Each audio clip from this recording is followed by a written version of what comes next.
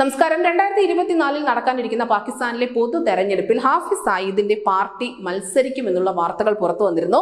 പാകിസ്ഥാൻ മർക്കസി മുസ്ലിം league എന്ന പുതിയ രാഷ്ട്രീയ പാർട്ടി രൂപീകരിച്ചുകൊണ്ടാണ് വീണ്ടും ഈ ഭീകരൻ കളത്തിലിറങ്ങുന്നത്. ഇയാളുടെ മകൻ തൽഹ സയ്യിദും മത്സര രംഗത്തുണ്ട് എന്ന് തന്നെയാണ് വിവരം.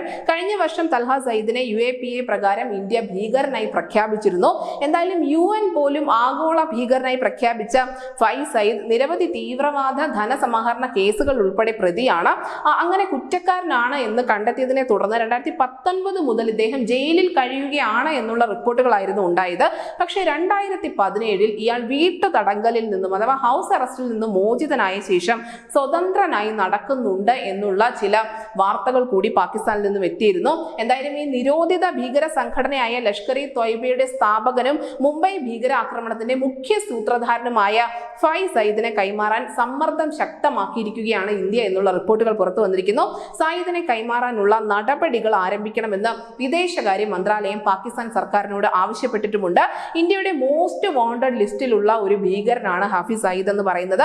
മുംബൈ ഭീകരാക്രമണത്തിന്റെ വിചാരണ നേരിടാൻ സയ്യിദിനെ കൈമാറണമെന്ന് ഇന്ത്യ നിരന്തരം ആവർത്തിക്കുന്നുണ്ട്.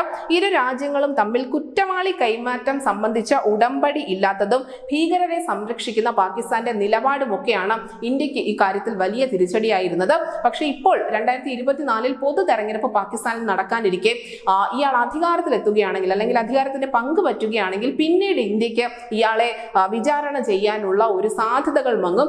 അതുകൊണ്ട് തന്നെയാണ് ഭീകരനായ ഹാഫിസ് സയ്യിദിനെ എത്രയും പെട്ടെന്ന് തന്നെ ഇന്ത്യക്ക് കൈമാറണം എന്നുള്ള നിർദ്ദേശം ഇന്ത്യ മുന്നോട്ട് വയ്ക്കുന്നതും. ന്യൂസ് ഡെസ്ക് ന്യൂസിന്റെ മലയാളം.